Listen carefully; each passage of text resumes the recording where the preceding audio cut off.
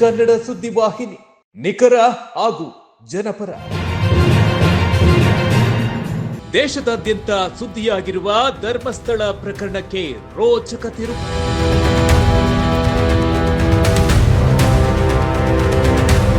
ಅನಾಮಿಕನ ಮದುವೆಯಾಗಿದ್ದ ನಾಗಮಂಗಲದ ಮೊದಲ ಪತ್ನಿ ಸ್ಫೋಟಕ ಮಾಹಿತಿ.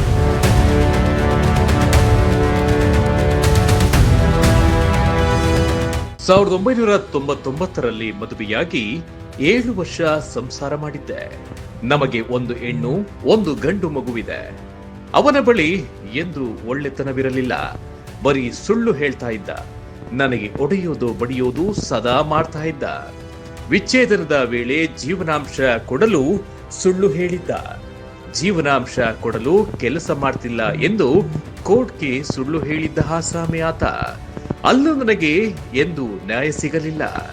ನನ್ನ ತಾಯಿಯೇ ನನ್ನ ಮಕ್ಕಳನ್ನ ಸಾಕಿದ್ರು. 25ನೇ ತಾರೀಕು. ಎಷ್ಟು ವರ್ಷಗಳ ಕಾಲ ಸಂಸಾರ ಮಾಡಿದ್ರು? ಏನಾಯ್ತು ಆಮೇಲೆ? 7 ವರ್ಷ ಆಯ್ತು ಮದುವೆ ಮಾಡ್ಕೊಂಡು ಅವ್ರ ಜೊತೆ ಜೀವನ ಮಾಡಿದ್ದು 7 ವರ್ಷ. 2 ಮಕ್ಕಳು ಅವರೇ. ನಮಗೆ ಒಂದು ಹೆಣ್ಣು ಒಂದು ಗಂಡು ಐತೆ. ಹುಡುಗಿಗೆ ಮದುವೆ ಮಾಡಿದ್ದೀನಿ. ಹುಡುಗ ಅವನು. ಅಂದರೆ ನಿಮ್ಮ ಜೊತೆ ಇದ್ದಾಗ ಹೆಂಗೆ ನಡ್ಕೋತಿದ್ರು ಅಂತೇಳಿ ಅಮ್ಮ? ಅವ್ರ ಹತ್ರ ಏನು ಒಳ್ಳೆತನ ಇರಲಿಲ್ಲ. ಬರೀ ಸುಳ್ಳು ಹೇಳ್ತಾ ಇದ್ರು. ನಮ್ಮ ಜೀವನದಲ್ಲಿ ಬರೀ ಜಗಳಗಳು, ಹೊಡೆಯೋದು ಬಡಿಯೋದು, ಅನುಮಾನಗಳು ಇವೇ ಜಾಸ್ತಿ ನಡೀತಾ ಇದ್ದಿದ್ದು.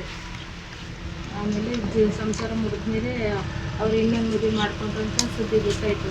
ಆಮೇಲೆ ನನ್ನ ಜೀವನಾಂಶಕ್ಕೋಸ್ಕರ ನಾನು ಕೋರ್ಟ್ಗೆ ಹೋದೆ. ನಡು ನೀರಲ್ಲಿ ಬಿಟ್ಬಿಟ್ಟು ಹೋದಾಗ ನಡು ದಾರಿಲಿ ನಮಗೇನೆಂದರೆ ಏನೂ ಗತಿ ಇರಲಿಲ್ಲ.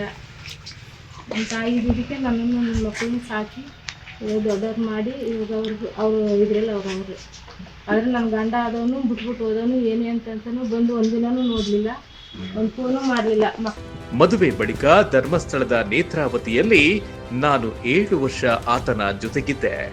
ಧರ್ಮಸ್ಥಳದಲ್ಲಿ ಕಸ ಗುಡಿಸುವುದು, ಬಾತ್ರೂಮ್ ತೊಳೆಯುವುದು ಆತನ ಕಸುಬಾಗಿತ್ತು. ಆತ ಹೇಳ್ತಿರುವುದು ಇಂದು ಹೆಚ್ಚು ಸುಳ್ಳಾಗಿದೆ, ಸುಳ್ಳಿನಿಂದ ಕೂಡಿದೆ. ದುಡ್ಡಿನ ಆಮಿಷಕ್ಕೆ ಹೀಗೆ ಮಾಡ್ತಿದ್ದಾನೆ ಎಂದು ಅನಿಸುತ್ತಿದೆ. ಧರ್ಮಸ್ಥಳ ಎಂದರೆ ನಮ್ಮ ಮನೆಯವರಿಗೆಲ್ಲ ಹೆಚ್ಚು ಪಾವಿತ್ರ್ಯವಾದ ಸ್ಥಳ. ಗುಂಡಿ ತೋಡಿದ್ರೂ ಏನು ಸಿಕ್ಕಿಲ್ಲ ಅಂದ್ರೆ ಏನು ಕಿತಾಪತಿ ಮಾಡ್ತಿದ್ದಾನೆ ಎಂದು ಅನಿಸುತ್ತಿದೆ. ಅತ್ಯಾಚಾರ, ಕೊಲೆಯಾದ ಶವಗಳನ್ನ ಊತ ಬಗ್ಗೆ ನನ್ನೊಂದಿಗೆ ಎಂದು ಆತ ಹೇಳಿಲ್ಲ. ಯಾವಾಗಲೂ ಅಹಂಕಾರದಲ್ಲಿ ಮೆರೆಯುತ್ತಿದ್ದ. ಅಣ್ಣ ತಮ್ಮಂದಿರಿಗೂ ಬಾಯಿಗೆ ಬಂದ ಹಾಗೆ ಬೈಯುತ್ತಿದ್ದ. ಹೆಗಡೆಯವರು ತುಂಬಾ ಒಳ್ಳೆಯ ಮನುಷ್ಯ, ಅವರು ದೇವತಾ ಮನುಷ್ಯ.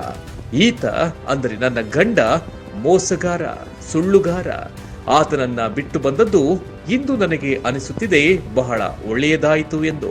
ಅಲ್ಲಿಗೆ ಮದುವೆ ಮಾಡ್ಕೊಂಡು ಹೋಗಿದ್ದ ನನ್ನ.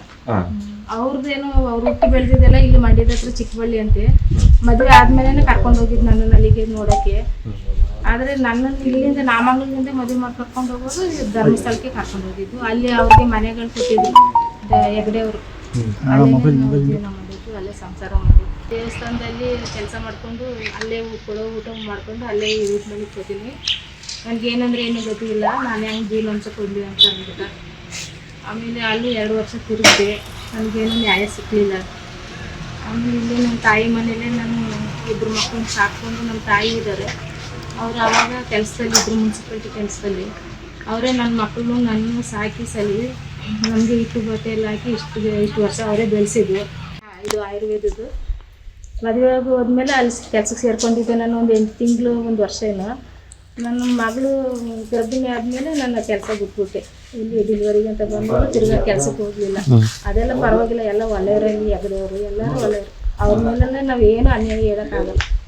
ಮಕ್ಳು ಹೇಳ್ತಾ ಇದ್ರು ಈಗ ನಮ್ಗೆ ಮಂಜುನಾಥ ಕಂಡ್ಬಿಟ್ಟವನೆ ಅಂತ, ಇಷ್ಟೆಲ್ಲ ಅನಾಚಾರ ಮಾಡ್ಬಿಟ್ಟಿದ್ದವನು ಅಂತ ಮುಸ್ಕನ್ ಜೊತೆ ನಾವು ಬಿಟ್ಟು ಬಂದಿದ್ದು ಎಷ್ಟು ಒಳ್ಳೇದಾಯ್ತು. ಇಲ್ಲೇ ನಾವು ನೆಮ್ಮದಿಯಾಗಿ ಜೀವನ ಮಾಡ್ತಾ ಇದ್ದೀವಿ.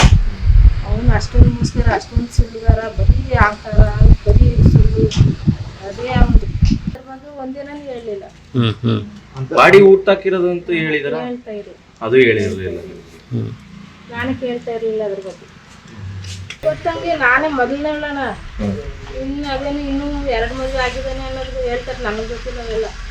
ಆದರೆ ನನಗೆ ಗೊತ್ತಿರೋಂಗೆ ನನ್ನ ಬಿಟ್ಟ ಮೇಲೆ ಆ ಗೂಡ್ಲೂರವಳು ಮಲ್ಲಿಕಾ ಅನ್ನೋಳನ್ನೇನೋ ಮದುವೆ ಮಾಡ್ಕೊಂಡ ಅಂತ ಹೇಳ್ತಾ ಇದ್ರು. ಇನ್ನೊಬ್ಳನ್ನು ಆಗೋಣ ಅಂತ ಹೇಳ್ತಾರೆ, ಅದು ನನಗೆ ಗೊತ್ತಿಲ್ಲ. ಇಟ್ಟುಕೊಂಡವಳನ್ನ ಮದುವೆ ಮಾಡಿಕೊಳ್ಳಲು ನನಗೆ ಚಿತ್ರಹಿಂಸೆ ಕೊಟ್ಟಂತ ಆಸಾಮಿ ಆತ. ಕೆಲಸ ಕೊಟ್ಟ ಅನ್ನ ಕೊಟ್ಟ ಜಾಗಕ್ಕೆ ಅನ್ಯಾಯವನ್ನ ಮಾಡಬಾರದು. ಇಂದು ಆತ ಮಾಡುತ್ತಿದ್ದಾನೆ. ಮದುವೆ ಮಾಡಿಕೊಂಡು ನಮಗೆ ಏನ್ ಮಾಡಿದ್ಯಾ ಎಂದು ಎರಡನೇ ಹೆಂಡತಿ ಸದಾ ಬೈತಿದ್ಲಂತೆ ಆತನಿಗೆ. ಅವಳ ಒತ್ತಡಕ್ಕೆ ಆಮಿಷಕ್ಕೆ ಒಳಗಾಗಿ ಹೀಗೆ ಮಾಡ್ತಿದ್ದಾನೆ ಎಂದು ನನಗೆ ಅನಿಸುತ್ತಿದೆ. ದೇವಸ್ಥಾನದ ಹೆಸರು ಕೆಡಿಸುತ್ತಿರುವ ಅವನು ಹಾಳಾಗಬೇಕು. ಅವರು ಸತ್ತು ಎಣ ಆದರೂ ನಾವು ಹೋಗಿ ನೋಡುವುದಿಲ್ಲ. ಇದು ಅನಾಮಿಕನ ಮೊದಲ ಹೆಂಡತಿಯ ಸ್ಪಷ್ಟ ಮಾತು.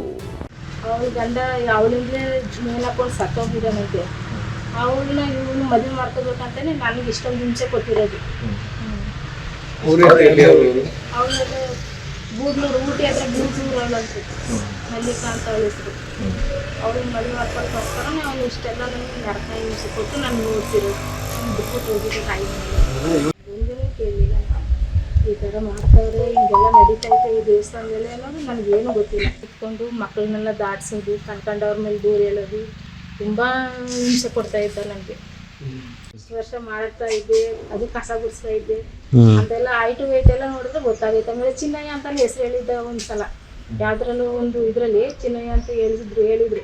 ಅವಾಗ ಗೊತ್ತಾಯ್ತು ನಮ್ಮದ್ರಲ್ಲಿ ನಾವು ಬೆಳೆದಿದ್ದೀವಿ, ಊಟ ಮಾಡಿದ್ದೀವಿ. ಆ ಥರ ದೇವಸ್ಥಾನಕ್ಕೆ ನಾವು ಅಷ್ಟೊಂದು ಮೋಸ ಮಾಡಬಾರ್ದು, ಅಷ್ಟೊಂದು ಅನ್ಯಾಯ ಹೇಳ್ಬಾರ್ದು.